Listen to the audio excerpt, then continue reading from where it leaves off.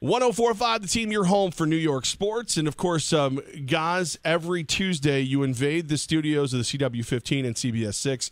You have made friends, and you have not let me speak to Gardner Royce before this moment, but I do enjoy Gardner. He's one of the nicest guys, and I found out why. You are a long-suffering Washington Capitals fan. Put that on my resume. That has to be context for every interaction that I have with another human being, that I grew up a Washington, D.C. sports fan. Thank you, guys. Long-suffering. You got to put. You forgot the long-suffering. I did not forget the long-suffering. It's in my blood. For those that may not know, where did you grow up and how did you become a D.C. sports fan? So I grew up in Tacoma Park, which is right on the border of Maryland and Washington, D.C. It's actually split kind of half and half. And so, you'd go to a friend's house, it's in D.C., you'd go to another friend's house, it's in Maryland. And my dad grew up a diehard Redskins fan, Bullets fan, actually, before they changed the name. And so I actually didn't have a choice, which my little brother and I often tell him. It would have been nice if you had randomly been a Steelers fan or a Niners fan or something else. Just give us a hat when we were 2 so that we didn't have this suffering. So tonight is the night, man. It could be potentially the night. I know I talked to Brittany about this on Tuesday, that the Cubs have broken their curse. The Red Sox have broken their curse. Is it fair to say that maybe it's the Capitals and the Buffalo Bills, and maybe even the Capitals with more success recently, as the most cursed franchise in professional sports right now? I'm answering you this with as many fingers crossed as humanly possible. The annoying thing about every other team when they break those curses, like you just said, is that they always then, every media then outlet always tweets out pictures of the other cities who are still suffering. And we are always one of those cities. So even when our teams aren't in it, it's a constant reminder. Oh, yeah, one of the Big Four hasn't won in 25-plus years. So, yes, I'm ready for D.C. and the nation's capital to finally have the sports gods smiling upon us. Gardner Royce with us right now, CBS 6, CW15, and Capitals right now. It looks like you're on the verge. But would anything be more Capitals and be more torturous to you than to go ahead and drop 3 in a row right now? Oh, Levack! I'm just asking the real questions here.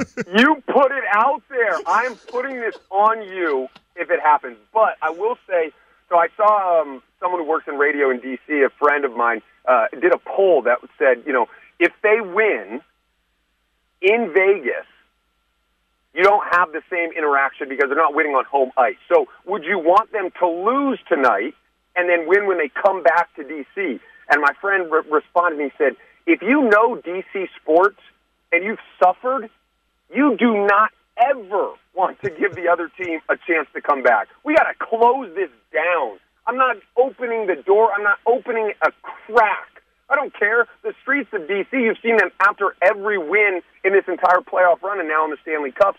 They are going crazy. So that's my hope. But no, you're correct. There would be nothing more Capitals and D.C. sports like. Then, and not only like to gaff it, but to gaff it against a team that has no history, let alone a long-suffering one. Yes, exactly. Precisely. All right, I'll put the salt shaker away now, Gardner. Sorry. Thank you. Gardner, what has been... been... Put it in the cupboard, please. Gardner, what's been different about this 2018 Washington Capitals team to get this deep in comparison to the teams of the past who haven't been able to get there? On paper, this team I don't think has the firepower or necessarily the talent, just on paper, not what they've been able to do with it. But you look back at some of those teams kind of in the 2008, 2009, 10, and even in the past couple years, those were teams were expected to win the Stanley Cup, right? They won the most games. They throughout the regular season were the best team in hockey. This year's team coming into this season, I don't think anyone had them picked as one of these favorites, but unlike the teams of past, they actually made use of that talent and then got better as the season went on. And one of the things with DC sports is it feels like someone goes down 2-0, it's over. Oh, we're doing this again.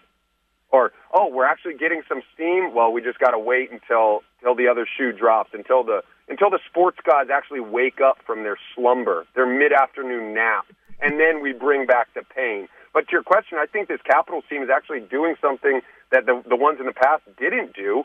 They aren't showing that they're a victim of this curse, which is pretty incredible. It absolutely is. And what about the legacy of Alexander Ovechkin? The argument can be made that he's the most successful professional sports athlete right now that hasn't won a championship. What would that Stanley Cup mean for him? I think he is the reason that so many DC fans adopted the Capitals, because when you look at like the most recent in the past 20 years, he's the most talented player individually that the sports teams, in my opinion, have had. Maybe Bryce Harper goes on to become the greatest blah, blah, blah baseball player ever. But Ovechkin was this multi-year MVP. And so when he came in, he inspired this town to re-believe in Capitals hockey, but then he could never get it done. And I think just a tiny tangent, you have him juxtaposed to pretty boy Crosby with the Penguins, who they kind of came in at the same time. You have Ovechkin, who doesn't get his tooth fixed. You have Crosby, who gets all of the accolades. He wins gold in the Olympics. He wins the Stanley Cup, and it's a perfect foil to Ovechkin. And so I think the city feels for Ovechkin, and you can see it. Like, I was reading this article earlier this morning just about all the memes and the gifs of just how much relief you can see on the face of Ovechkin during these wins throughout this playoff run. And I think the feeling of the city mirrors that so well. And to your point, I think he is. He's the greatest athlete, definitely in hockey, who hasn't won that Stanley Cup, who hasn't hoisted it. So, yes, this is 4-8. CBS 6's Gardner Royce with us right now, 104.5 The Team. Now, if you want to ride along, you want to feel some of that joy tonight, follow him on Twitter at Gardner, CBS 6 on Twitter. Now, I got to ask this question, though. Like in this area, there are some diehard hockey fans, but a lot of people prefer the other major sports. If you could pick one of your teams to win the title right now, would it be the Capitals, or is there a team that you're closer to that you'd like to see win first? So I think that's also an interesting part of this, because I think if you ask anyone in D.C., they would answer without any hesitation, D.C. is a football town. I think it always has been, and the Redskins are always kind of that number one team, despite 20-plus years now of absolute ineptitude from every level of that organization. So then I think there's part of that where the reason you're seeing so many fans in the street rocking the red is we're finally having a team in the championship. So while, yes, I think this is great that D.C. loves its hockey, I think it's also just this sense of relief and this sense of, like, love that these fans can finally get behind the team, because the Caps and the Nationals have been the two most successful teams, but I would argue that they may be the two least popular teams behind the Redskins and the Wizards, even though they've had the most success lately.